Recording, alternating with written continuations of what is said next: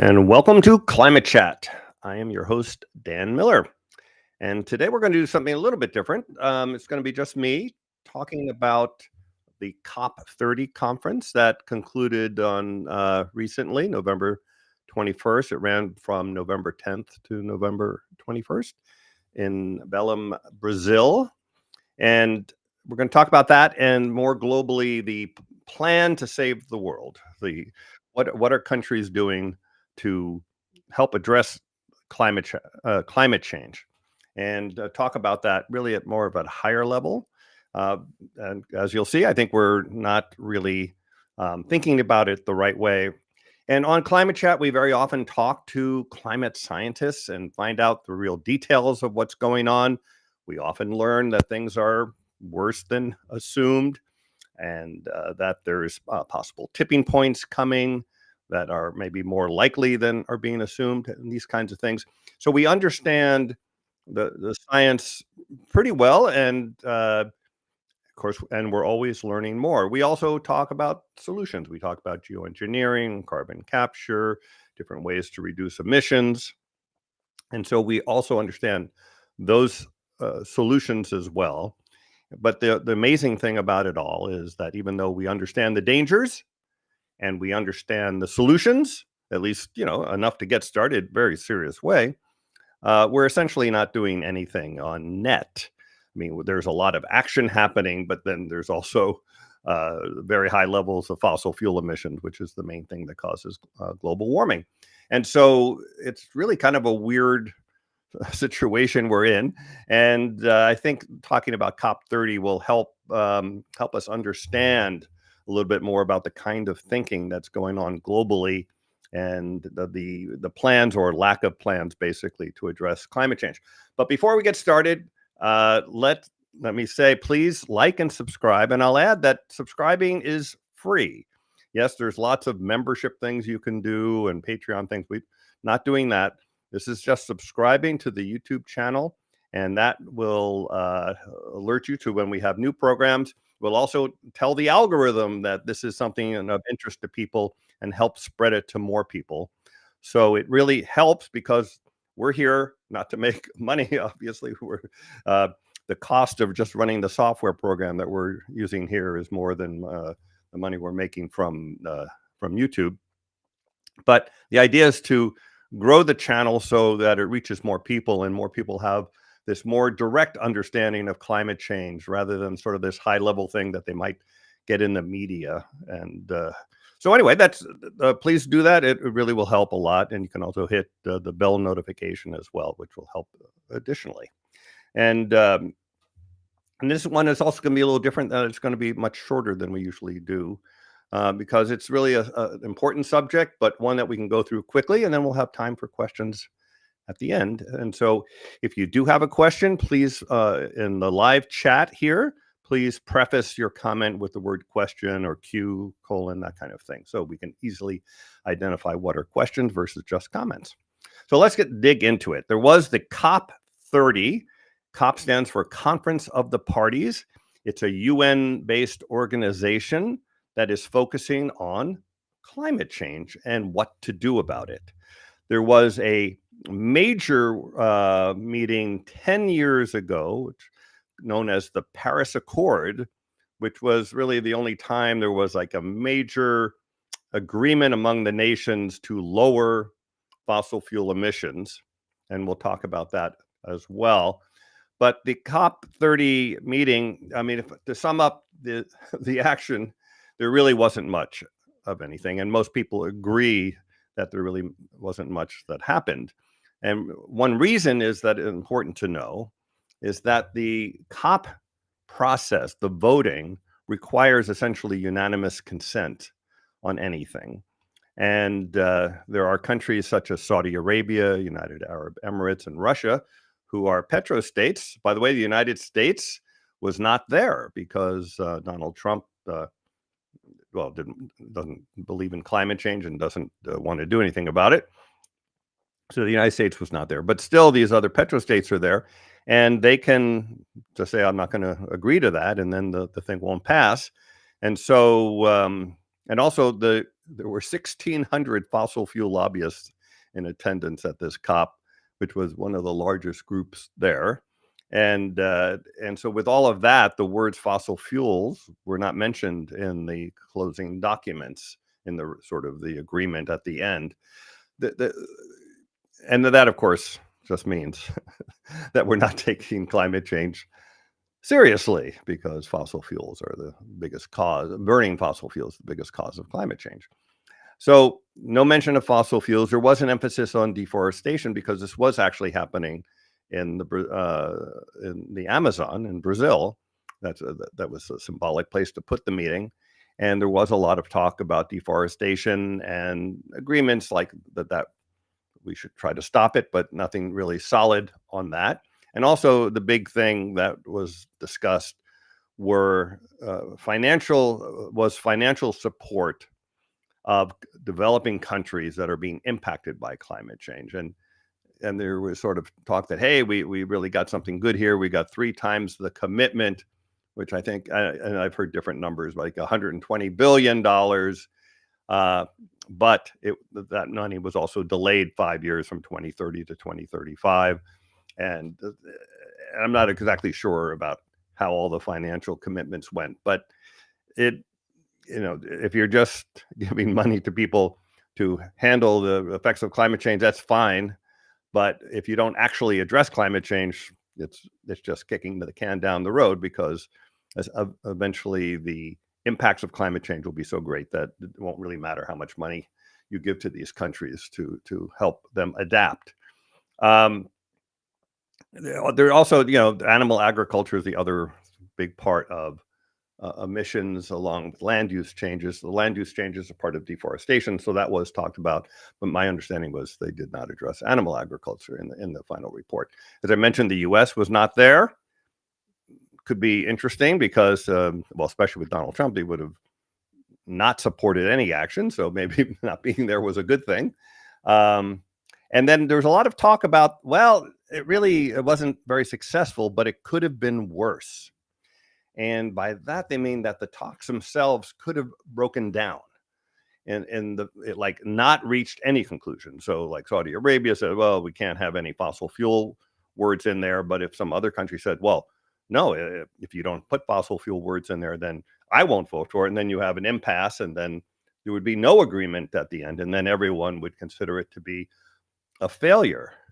But in my own mind, I think that might have actually been a good thing, because again, the way the system is set up for the COP, it's not really possible for there to be real action with this unanimous consent type system. You can't get anything seriously done. That might change in the future when climate change is hitting fast and furious all over the world, but we don't want to get to that point. But so if it broke down, then there would be an acknowledgement that the whole thing isn't working, and then we might have to find a different mechanism for getting to climate action. And I'm sure that whatever future action mechanism is put in place will not have this unanimous consent, because everyone does recognize that, that it's leads to disaster for the meeting, because nothing serious can happen. So, of course, the Saudi Arabia and the UAE and Russia would be against that. But again, with a breakdown of the talks, along with increasing climate impacts, might be a recipe for something different and new, because we will need something different and new to get to serious climate action. There's a lot of talk at the conference for a support of a just transition. This means helping developing countries with renewable energy and adapting to climate change and things like that. But again, a lot of, this is really just talk. One interesting aspect of it, the United States wasn't there, and China stepped in to provide some leadership. They showcased their renewable energy and the fact that, China is installing more renewable energy than the rest of the world combined, and still selling lots and lots of renewable energy technology to the rest of the world. So as the U.S. steps back from climate and tries to refocus on fossil fuels, which is definitely not the future, China's stepping in, and the U.S. is helping them a lot by letting them become the climate leaders. So the bottom line on COP30 is that we all got together, all the countries got together, or less, without the United States, and talked a lot, and nothing much happened. There's really no serious move. I mean, climate change is a cumulative problem, where any emissions means the temperature will keep going up. You have to get to zero emissions to theoretically stop that, and that's only if we're lucky. You need very strong negative emissions to essentially removing CO2 from the air actively in order to be sure that you can lower temperatures eventually. And we're just still coasting along. And I think that part of the reason we're coasting along, this is the other part I wanted to talk about, and we've talked about it a bit. And on Climate Chat, we talked very seriously about, this really could be this bad. We had our discussion that we could reach 3 degrees by 2050. And not saying that we will reach 3 degrees in 2050. In fact, when you look at the temperature charts, that was that was sort of near the top of the error bar, and therefore a small percentage, maybe 5 or 10% chance of that happening. But if you're being serious about risk, then you assume that, like you buy fire insurance for your house, even though there's only maybe a 1% chance of your house catching fire in a particular year, unless you live in California, which might be a little bit higher then. But you still do it because it's a catastrophic risk. And 3 degrees of warming in 2050 is absolutely catastrophic. And therefore, if that's a possibility, then you act on it. The rest of the climate action world and the COP, they don't work that way. They're saying that, oh, we did a great job in the Paris Accord because before there was the average temperature possibility was 4 degrees at the end of the century, and now it's 2.7. Well, first of all, it's not really 2.7, even the average based on what we know now. But again, they're very slow to change with the methodologies and things like that. So, we're talking about, if we're talking about 3 degrees possible in 2050, then it's not going to be 2.7 degrees in 2100, even if that's the high end range. We're going to have 3 degrees in the maybe the 2050s, but instead of 2050, or certainly by the 2060s on the path we're on. So they're just using conservative numbers. Everyone's sort of, there's a lot of optimism bias. There's still talk of 1.5 is still alive kind of thing, even though we're at 1.5 right now. Even if this year is 1.4, which I think from some data sets, it might end up that way. Still, if you average that in with the 1.6 we had previous in the last couple of years, and then you average them out, we're still at 1.5 or above. And again, when we say we're at 1.5, that means the trend line. In other words, going forward in the future, the temperature is just as likely to be above 1.5 as below. That would be the trend line. You're taking into natural variation of El Niños and La Niñas. And we had a La Niña this year. So we're there. And this other talk is, I think people are really deluding themselves about what's happening. So there's a lot of talk about at the COP meetings and the people analyzing the COP meetings about we have to increase our ambition level. In other words, we have to really take this thing seriously, and we don't take it seriously. And again, I think there's this gets back really more to humans' ability to we think of ourselves as rational beings, but we have a lot of things, the way our brains evolved over time. I've said this before, but in the a couple of 100,000 years ago, when humans were on the savannah trying to survive, you worried about two things. One, what am I going to eat today? And what's going to try to eat me today? And, things that were 2 weeks out were like not important, certainly not a year out, certainly not 5 years out. So our brains are really not good at looking at long-term problems. And I think this applies globally, even at these COP meetings. it's just really hard to get our heads around a problem in the future, even though climate change is a problem today, which I think is the good news in the sense that there are impacts today, very clear impacts, and that will help us take climate change seriously because we really have a problem with the future issues. The other big problem of climate change is as if it were designed by a diabolical mastermind who wanted to have a problem that we would all know about and not be able to address. And that's that's what climate change is kind of like, because humans, well, people in general, are used to problems that once you finally address them, they get better. And the examples are, let's say, air pollution, where you can't see across the street and you're choking from it because of the coal plants spewing out both CO2, which you don't see, and that lasts forever in the atmosphere, but then the smoke particles. And so when you finally shut down those coal plants or put sulfur scrubbers on them, like they're doing in China today, and like the United States did in the 1970s, then the air gets cleaner.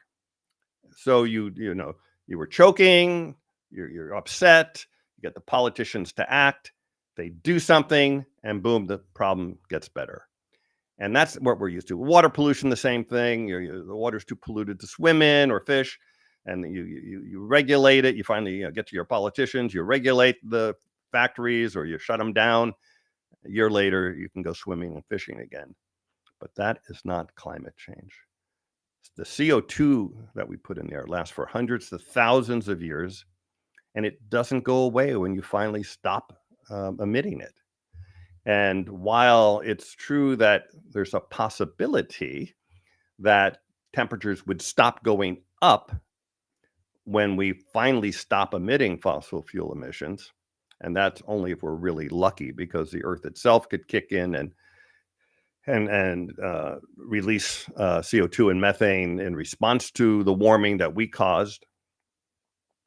But even assuming that's true, the temperature will not go down for thousands of years, or at least for the first 1,000 years, and only a little bit in the next 10,000 years.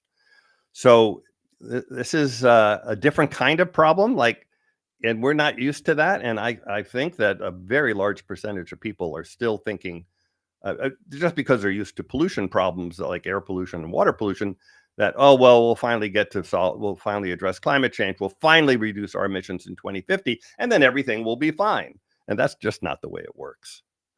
So, I had a meeting this past week with a climate scientist, one well-known, but I'm not going to mention names, and talking about the kinds of things we talk about on this program. Jim Hansen's view that climate sensitivity is much higher than the IPCC assumes, and things like that. And I have to say that I think within the climate science community, this idea that optimism bias, looking at the average rather than the worst case risk that you face, and these kinds of things are still prevalent. And I think that it's just really hard for people to get their heads around the situation we're in. And until we really do that, it's going to be hard to take the kind of action that we should take. So that's kind of the top level thing. Is that COP30, certainly nothing important came out of it. I think what's more important to look at is the Paris Accord, which was an agreement. It's 10 years old now. The idea was the goal of the Paris Accord was to keep temperatures well below 2 degrees Celsius of warming, and take efforts to keep it below 1.5. Well, we're at 1.5 now, on our way to 2 next decade in the 2030s, and we're not really doing anything to stop it because fossil fuel emissions are at a record high. The quote good news is that fossil fuel emissions seem to be peaking. They're not rising rapidly like they used to. In fact, there are some reports that China has peaked its emissions and that they've actually dropped by 1% or so. Not sure how accurate it is, but it's still good news that they're building so much renewable energy there that they're actually able to peak their emissions way earlier than they said they would during the Paris Accord agreements. And so there's some good news there, and certainly the good news is renewable energy is the cheapest form of energy, I think, in the history of man.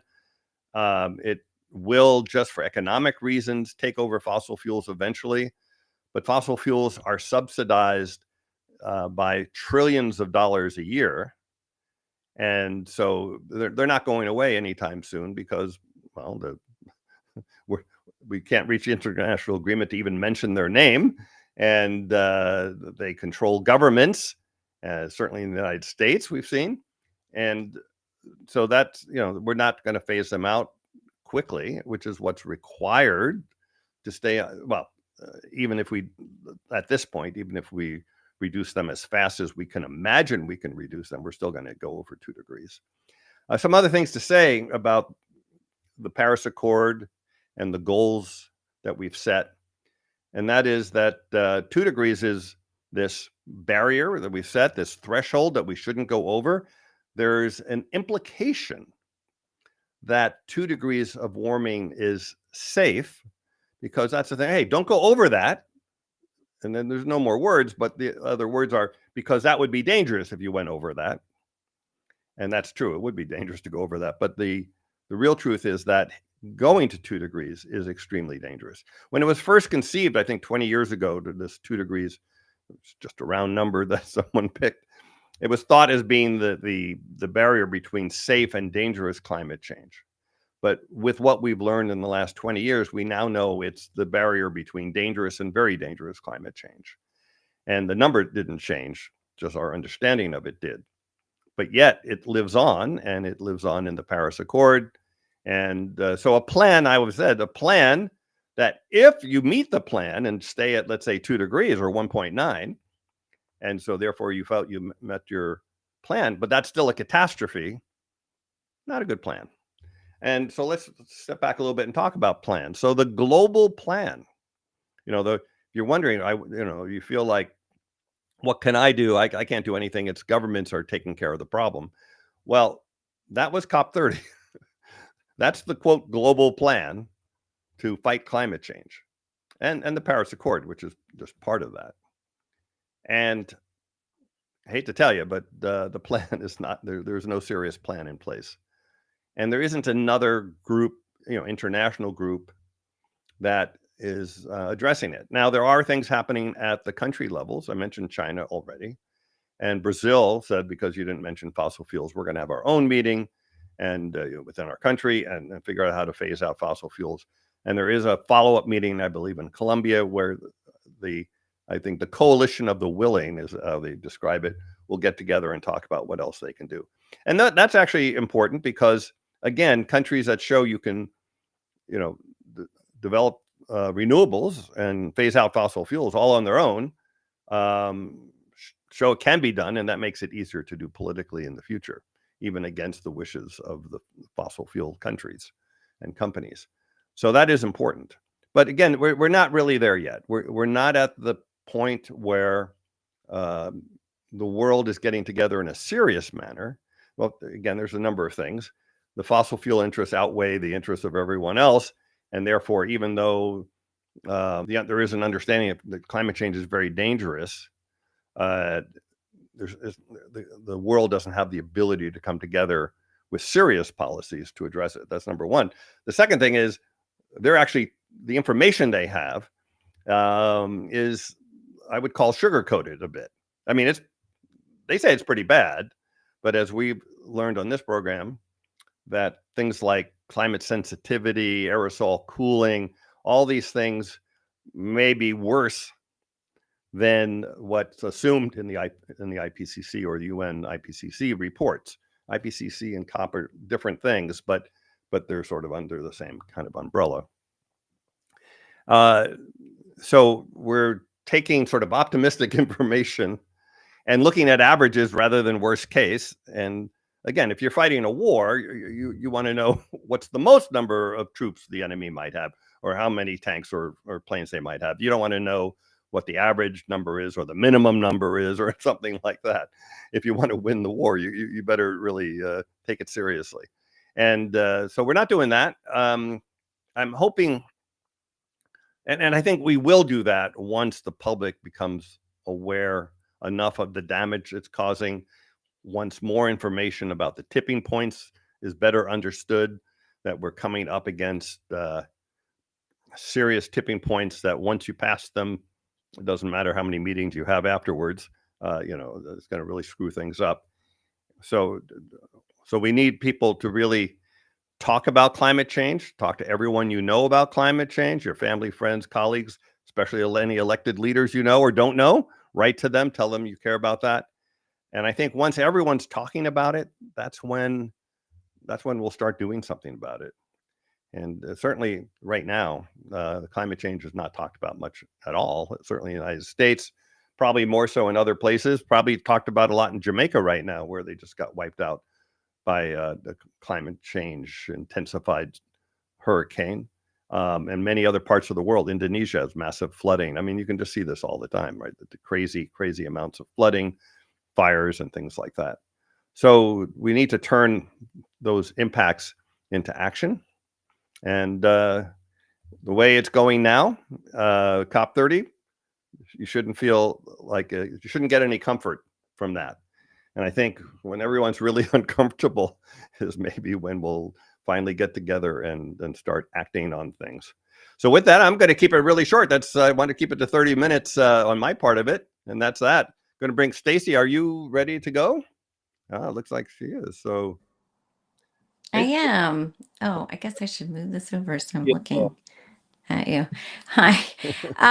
Yeah, it's you pretty much summed it up that's a whole lot of nothing. And I do agree with you that it might have been better if there had been someone saying, what is it? The tacit agreement to nothingness, is that better than people saying we're not going to sign this unless, because fossil fuels are the number one contributor to this problem. And yeah, it's just frightening that that's the state of the world we're in, and also that the biggest contributor to where we are was absent. No one has amped up climate change more than the United States and their emissions, and that's in total, and most certainly on a per capita basis.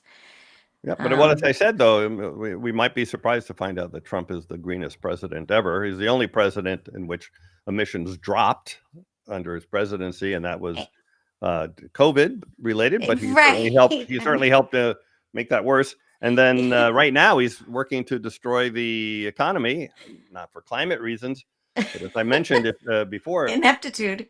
But no, if we interviewed the most ardent climate activists, the most radical climate activists you can find, they would say that what we have to do is to purposely collapse the economy in order to fight climate change. And that's the only thing that's going to work, they would say, and that kind of thing. Well, Trump's trying to do that. So yeah. So it might actually, I would not be surprised if let's say this, well, maybe next year really, where emissions in the United States actually drop, but from economic problems, not from things that he's doing to try to increase fossil fuels. So one thing that occurred to me at the beginning of when you were talking is, about Saudi Arabia and their presence, and of course they're not going to do anything. It's just absolutely not in their interest. But if they have children, it's in their interest. Man, by the way, Saudi Arabia is going to get totally walloped by climate change. They're going to have heat that just can't be imagined there. It's funny though, because don't they already have heat that most of us can't imagine? But it's survivable. But we're talking about having heat that goes above outdoor survivability for mammals. And they don't have a lot of mammals outside. By the way, because it already is very hot and a lot of desert conditions. But they're building that city, the line or whatever, out of nowhere in the Yeah. desert to be this, I supposedly don't think that's really happening the way they described it, by the way. Oh, really? I mean, I don't know. Somebody It's contacted. impossible. I mean, it's the actual what they actually propose. They're doing a little something there now, but it's not the thing that they actually Somebody propose. contacted me about working there in transportation, and I looked, and they looked like a legitimate person, but I just could No, no, not, because as a woman, I'm not going to work in that country. um yep. it would be an interesting problem, but no, no, no, thank you. Okay. So I was thinking more about they that's one of the hottest places in the world, and they have seemingly modern society. Same thing with like United Arab Emirates and whatever, all these oil nations that are Yeah. in the desert. Would they somehow think, yeah, sure, let it come, because they don't understand how hot it will get, Well, and they're think also that they'll be wealthy. experts on They're wealthy, and adaptation? most of the population can have air conditioning. Go to a place like India, Yeah. where there's a lot more people, and also will get unbearably hot, unlivably hot, and that's going to be the real problem. That's the Ministry of the Future first chapter, right? That's the idea of Yeah. what happens sometime in the near future in India, where millions of people die from a heat wave, and that triggers climate action. I mean, it's a shame that it might have to go to something like that, but we certainly have enough evidence today that the climate is causing big problems. And someone mentioned in the chat here that they might be evacuating Tehran because of running out of water, like really soon, like weeks. And that almost happened in Cape Town. It almost happened in Atlanta a few years ago. And Really? yeah, When was and that? water shortage. No, but when? I Oh, don't like recall that. 5 years ago or 4 years ago. I Huh. can't remember exactly. Okay. Um, but it's going to happen. I mean, there's going to be a major city that runs out of water pretty soon, because of the the change. Again, I think another thing to think about is that when we think about climate change, we think about averages, we think about that kind of thing. But really, what's happening is that when the averages go up a little bit, the extremes go up a lot, and so you get big volatility. So you get floods and droughts, even though the average precipitation might be the same as Mm-hmm. before, right? Especially in the United States, where it's getting wetter on the East Coast and drier on the West Coast. Okay, the average is the same in the country, but also the flooding in the East Coast is tremendous, and the droughts are getting to be mega droughts in the West. And so even the averages don't really tell you what you need to know, because they don't impact you. What impacts you are the extremes. Right. The other that was mentioned was pointing out that Senator Sheldon Whitehouse did go to COP. He's our Yep, leading environmental leader in either house. And he has a video on that we all should check out. It's yes, I called did. Time to Wake Up 303, Recapping COP30. And I look forward to watching it, I know. And Eli sent it to us, but it's been so busy over Thanksgiving. I haven't had a time No, to. I did watch it, and of course, one of the things he mentions in there is that he was going to COP, and so he contacted the State Department to give him, the diplomatic credentials to go, which always happens for senators, Yeah.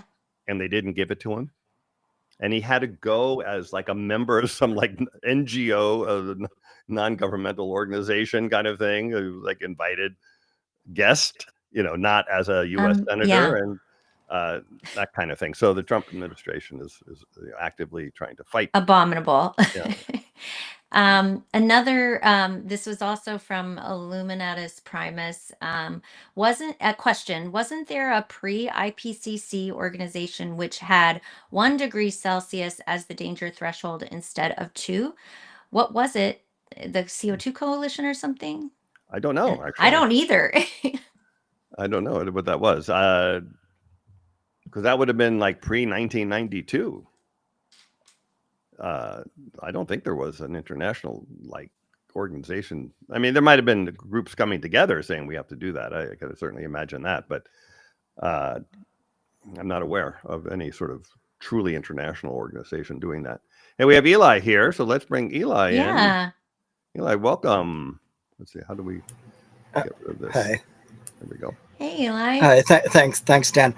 So one point that I wanted to emphasize about the Paris Accords is that, at the time they were working with the best data that they had, and they tried to figure out how much we had admitted and how much would be safe to not breach 1.5C, and figure out what the budget is. But with the uncertainties on both of those terms, it really, what they came up with was a value that would give us a 66% chance of staying under 1.5C. And since then, it's become pretty clear that their estimates were on the optimistic side.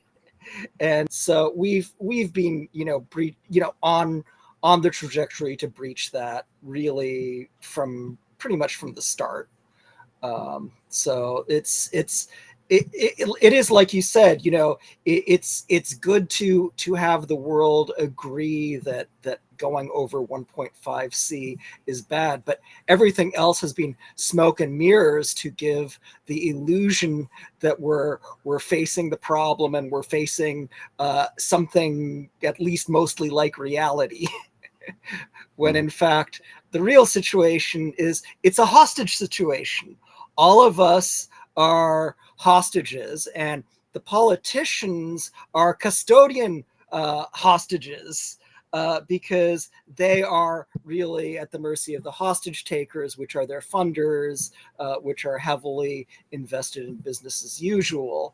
And it's a process that requires consent of everybody. So when you add all of those things together, this was not a well architected problem solving strategy. So really, what has to happen, looking forward, reflecting on COP30, is that there has to be a plan from below that avoids all of the suffering for the hostages, right?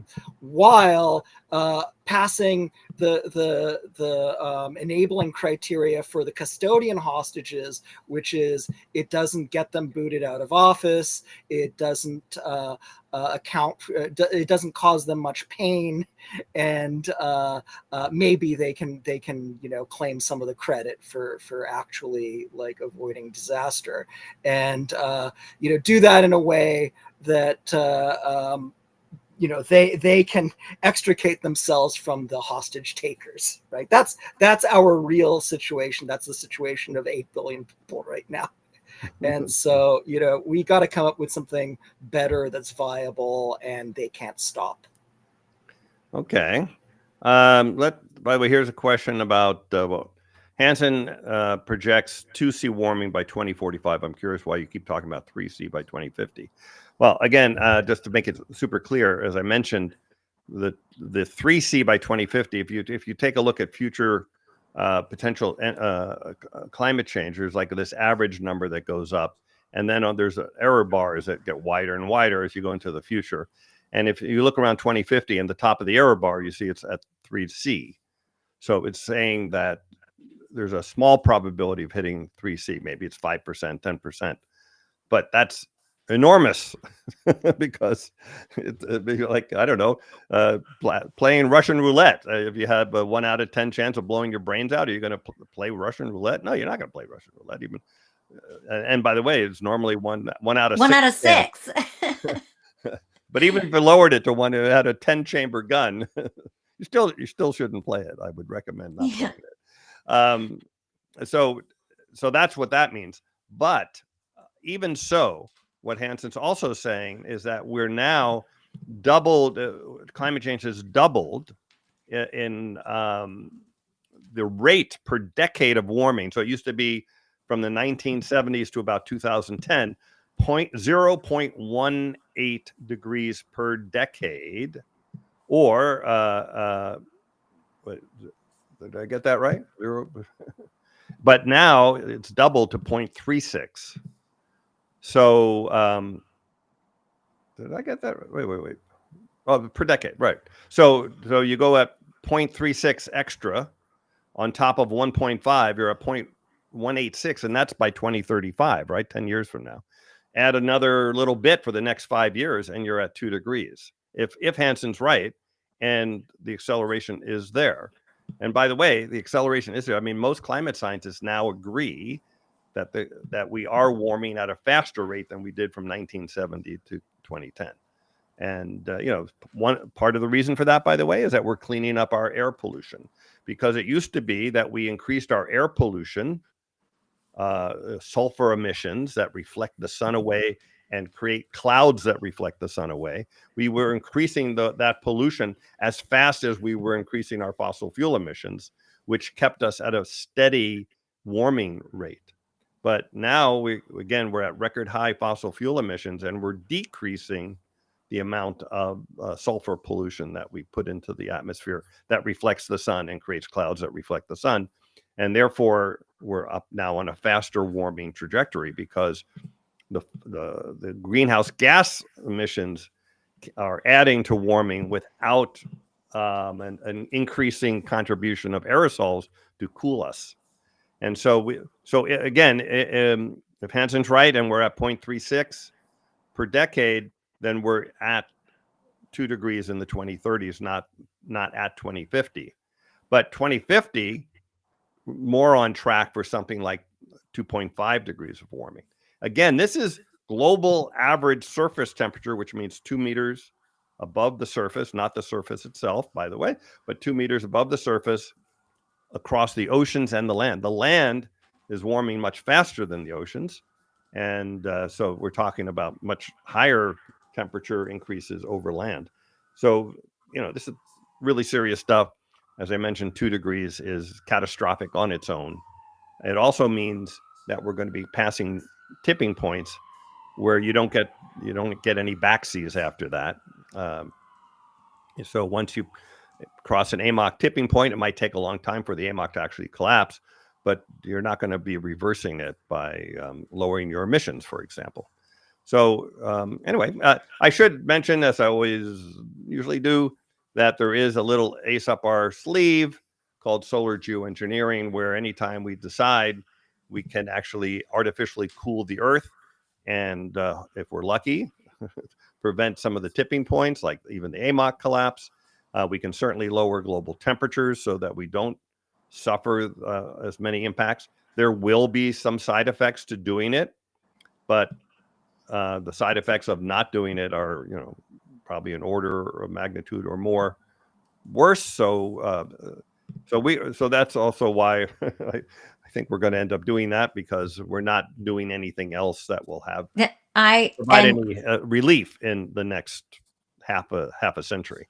And someone, our predicament, just reminded us that temperature is just one of the tipping points, and so it's addressing just one of the things that we're facing. Well, temperature itself is not much of a tipping point. We can always lower the temperature by stopping emissions and then taking CO2 out of the atmosphere, but that would take many decades before we actually notice any serious drop in temperature, because the warming process took 200 years, right? And the cooling process would also take that long. Well, not that long, but we can do it very aggressively, and in a few decades, you'd notice the temperature going down. We also have solar geoengineering available at any time to greatly lower the temperature quickly. So temperature itself is not the tipping point. Temperature increases cause tipping points, like it warmed up the oceans. We just spoke to Eric Rigneau about Antarctica, and how it's the West Antarctic ice sheet is being warmed from below by warm ocean waters. That's very hard. Took a long time to warm up those ocean waters. It'll take a long time to cool them down, and therefore it's accelerating the collapse of the West Antarctic ice sheet, that alone can lead to 10 feet of sea level rise in not too distant future, but not right away, but not too distant future. And then, of course, AMOC, the melting of Greenland and the Arctic ice sheet puts fresh water into the North Atlantic, which helps slow down the AMOC and then could shut it down. And once it shuts down, there's something called hysteresis, where it's really hard. It's kind of easy to shut it down, but it's hard to get it started. So you can't just like quickly reverse that fresh water and then everything's happy again. So yeah, but temperature itself is something we can control. We do have a thermostat if we decide to use it. Some of the conversation and questions were around about the COP and what should happen. Geosphere said, should the COP be fixed or nixed? And Humbers 42 said, would a move away from consensus voting at future COPs need to get passed by a consensus? If so, then no. I don't know. No, I think within the United Nations there's like the Security Council, which has veto power. Russia has a veto. I don't think Saudi Arabia is in there, but who else has it? The United States, right? Yeah. Yeah. Well, I mean, I'm assuming for a lot of reasons that 4 years from now will be a very different government trying to make up for the crimes of the past, and we'll see if that happens. But if not, again, as I said, if people always say, "Yeah, but what about this? What about this?" I said, "Well, look, if we continue to choose to fail, then we will, and if we choose to succeed, well, then we can. There's a lot we can do." And then the other, David Greenstein had mentioned, are there alternatives to COP, such as climate clubs, hard-edged incentive-driven coalitions, supply chain control coalitions, climate federalism, or subnational coalitions? I guess that's kind of what well, Brazil is there's a trying lot to of do. things happening. Individual countries are taking action that's significant.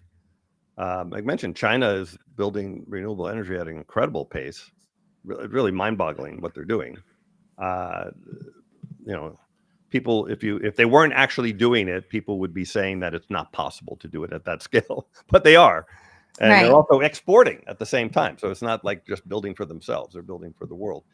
Well, it's not just that. The EU and the UK to follow soon is working on essentially trade equalization tariffs to impose carbon taxes that are equal to the ones carbon fees on emissions that are equal to the ones that they're imposing on themselves on anything coming in. And Trump's talking about how wonderful tariffs are. He might not be saying exactly the same things when the EU slaps a bunch of carbon tariffs on the imports from the US. Yeah. Okay. The other, David also suggested or asked, what can citizens of the United States do to support those coalitions of the willing that will emerge? Well, one thing you could do is like and subscribe to this channel. That's right. And also, as I mentioned, this is something that we had Catherine Hayhoe on, and something she said, and this is something I've been saying for a long time. It was the call to action of my TEDx talk on climate, and that is that you really need to talk to everybody. Climate change is not a subject. Believe me, I've been talking about it over Thanksgiving. People are sick, and my family is certainly sick of me talking about climate change. But we really want to tune it out. We don't like thinking about problems in the future. If we can help, think about anything else. And once the public is talking about climate change like they talked about the price of eggs, once that happens, then there will be climate action. When a lot of the public is actually talking about their concerns about climate change. You don't have to understand everything about it. You don't have to understand all the science. You can just say, "Hey, I heard what's happening now, and I heard what's happening in the future. That's totally unacceptable. We need leaders that address these problems." And once that becomes a big deal, because right now it's you can almost hear a pin drop, when you talk about climate change and the response, right? So we have to change that. And that's what we're trying to do here on Climate Chat.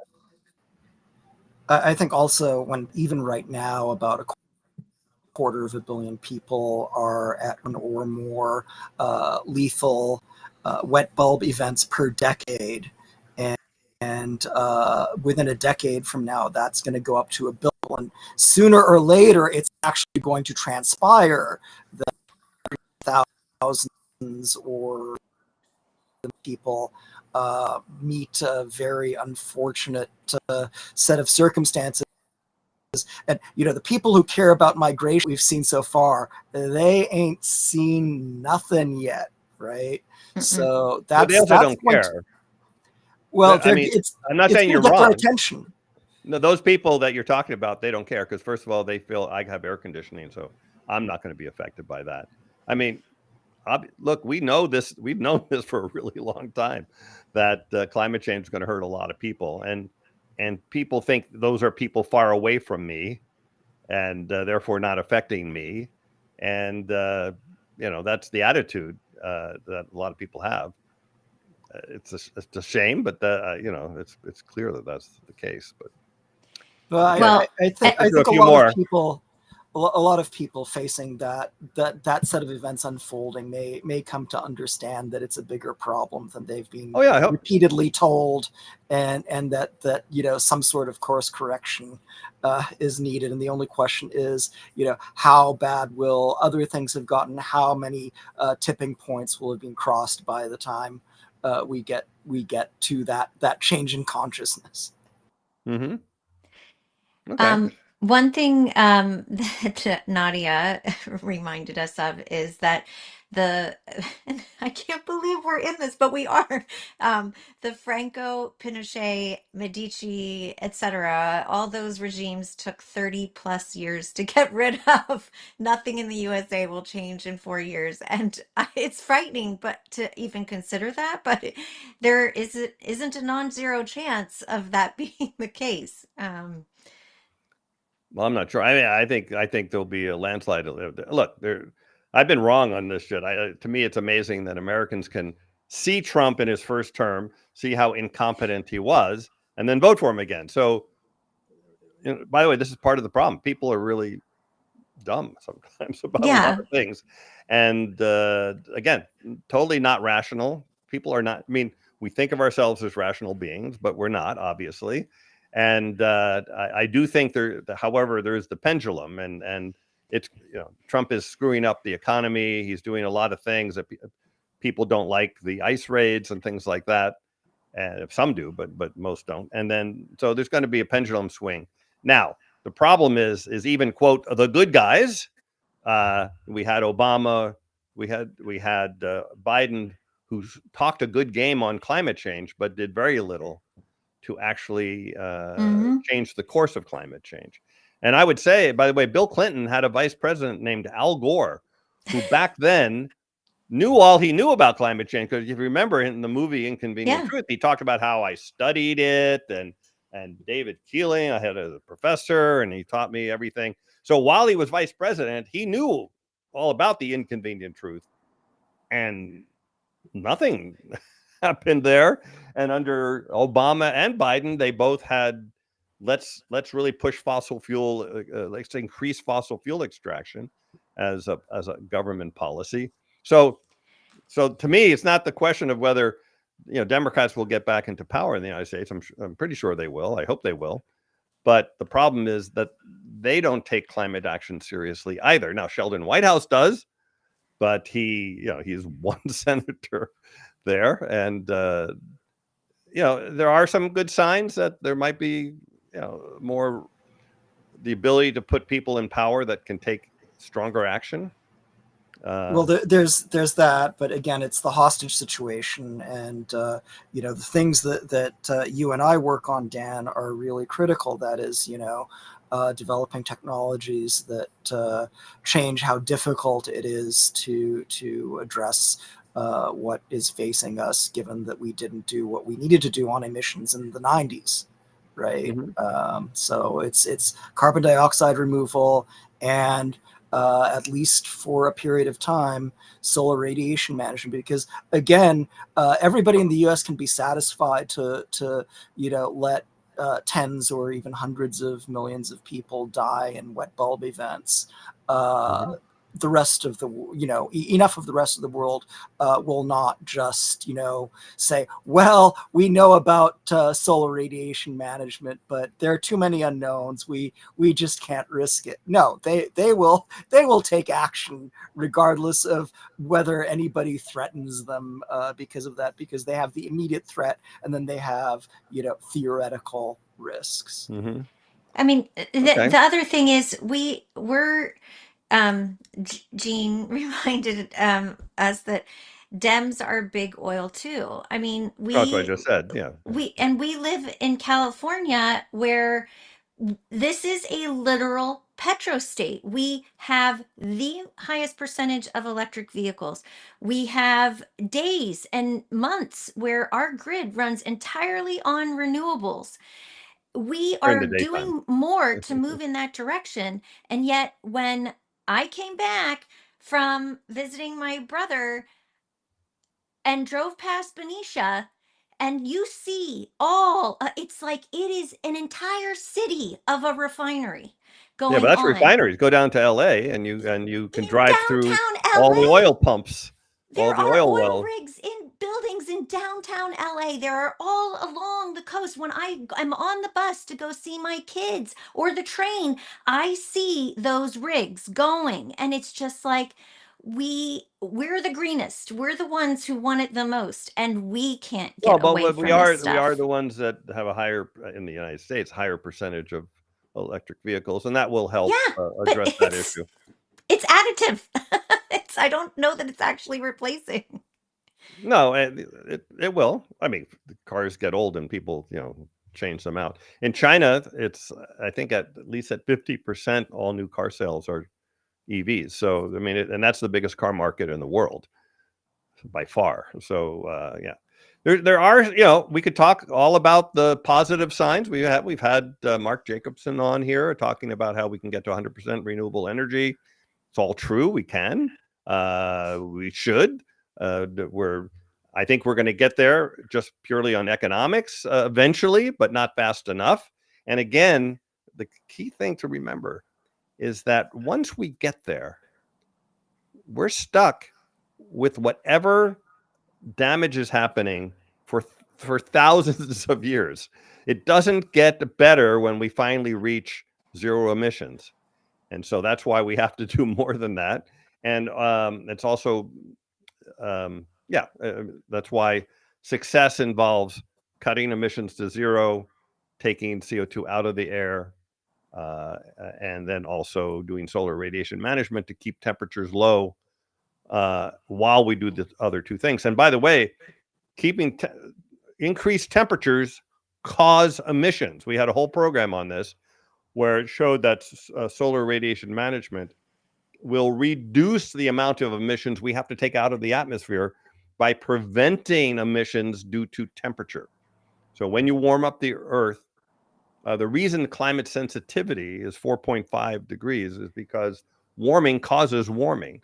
And some of that warming causes soils to emit CO2 and methane, permafrost melt that releases it, Forest fires. Forest fires, sinks turn to sources and things like that. So anyway, what was I saying? I think I'm saying there's a lot of good things you can say about the opportunity of renewable energy, getting our emissions down to zero. We could do it if we decide to do it. But politically, wealthy nations, fossil fuel nations, wealthy individuals and things like that who don't care much, they think they're going to be fine, are causing lots of problems. And it's only when everyone talks about climate change, says they're upset about it, and they want action, that's when action happens. And up until that point, probably not much is going to happen. By the way, I think we should keep this to an hour. I was trying to keep a short show. I thought we could keep it to half an hour. Can I spend 30 seconds on Nadia's question? Sure. What's Nadia's question? So also, doesn't moving towards equalizing the poles and equators amplify Rossby waves, creating large excursions of polar air equatorward and warm air poleward with slowed weather front motion and dissipation? Yes, it absolutely does. And this is an example of how you can get things wrong with solar radiation management by cooling in the wrong places, or you can get things right with like a feedback effect in your favor. So if we did solar radiation management both at the tropics, but more marine cloud brightening at the poles when it's the summer at the respective poles, that actually preserves sea ice, and it keeps the proper temperature balance between the poles and the equator, and that reverses the cycle of polar amplification. And whenever, we may be in store for another polar vortex this year, that can potentially cause crop failures. There are a lot of, like Iowa, Minnesota, they grow a lot of stuff and they're not so far. But whenever you hear the polar vortex, the phrase that I want to pop in everybody's mind, that's the Arctic bleeding out. It is very serious. By the way, I don't accept the premise of this. I mean, if we do solar radiation management, as we talked about with Doug McMartin here from Cornell, studies this, we would probably start by cooling the poles and balance. And you have to do both poles because you don't want to do big shifts. That would restabilize. I mean, that's the way it used to be. It used to be the poles were very cold compared to the equator. And now, since they warm faster than the equator warms in the Arctic, that is causing this problem, because now there is a smaller temperature differential between the equator and the North Pole. And that means that the jet stream is now, instead of being fast and tight, it's sort of slow and wavy. And that's what's causing these excursions, making it very cold in the United States, surprisingly, and also very hot, and depending on which part of the wave you're on. And by doing solar radiation management in the Arctic and the Antarctic, you would increase the temperature differential between the equator and pole, and that would improve that situation. Yeah, well, okay, so the reason that the early proposals on SRM, and this is part of how SRM became seen as risky, was that the circulation is such that you're much better off releasing particles near the equator so that the air mass is lifted up and spread it everywhere. Whereas if you do it at the poles, the currents are mostly taking it right back down. So you have to do it differently in different places. The good news is there is a combination of things that we can do to really get on the right side of that. Yeah, and by the way, I mean, we have to do it intelligently. There isn't enough research yet, and that's what is happening to a small extent. It has to really increase to figure out what is the best places to put the materials and what altitudes and when and all this kind of stuff. And again, I think the starting point is probably do it at the poles, and which, by the way, is good, because that's what's going to prevent the AMOC collapse. Because once AMOC collapses, then just forget the rest. I mean, everything is screwed up for a really, really long time after that happens. So, that should be a high priority of solar radiation management. Anyway, so there's a lot. It's not like we should start tomorrow just randomly putting sulfur in the air. We should do it, and do it intelligently. And it's going to take a while to build the planes that would do this. And we're going to start off small anyway, just as practice, see how it goes, and do measurements and things like that. And so we have a little more time to do the modeling to figure out what's the right way to do it. Yes, and this is exactly why the people who are so dead set against SRM and want to research on it are dead wrong in terms of trying to get to a good outcome, because again, there's the wet bulb event in India. India's doing SRM with whatever knowledge they have available, right? Well, what do you mean they're doing SRM? By polluting the air? What do you mean? No, they will undertake SRM to not have more wet bulb events. Oh, you mean once that happens, you're saying? Yes. Yeah, that's yes. like the book or something. Yeah. Yes, that's right. So if we have made ourselves ignorant, that does not protect us from the bad outcomes that we didn't anticipate. Okay.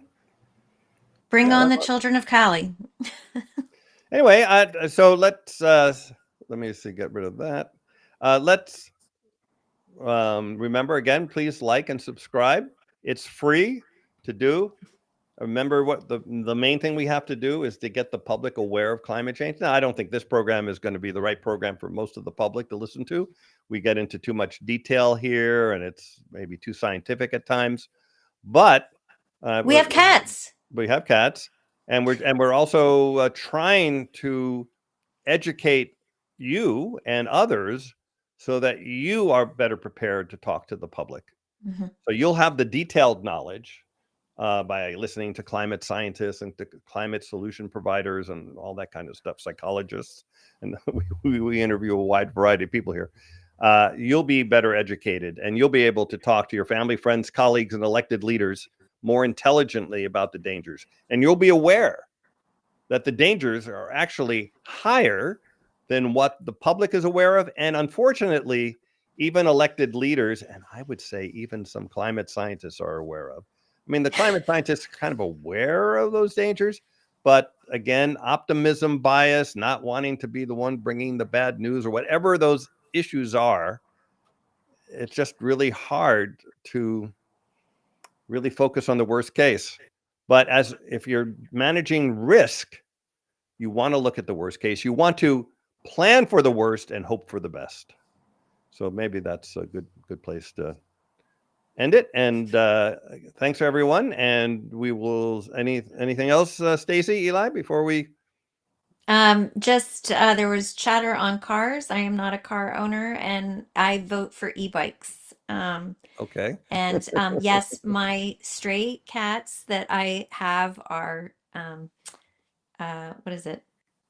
They're sterilized. Yeah, they are not producing any more cats. We're getting is what questions on somebody that. was Okay. asking. So Okay, everyone. We'll see you next time. I hope you had a good Thanksgiving if you're in the United States, and we're coming into the holiday season. I hope you're, knowing. I mean, people get depressed knowing this stuff. I mean, I've been doing this for over 20 years, and it's a weird feeling, especially a long time ago when people really didn't know what was going on, and you did, and it's somewhat depressing. But at the same time, by getting involved in action on it, it is actually something that makes you feel good.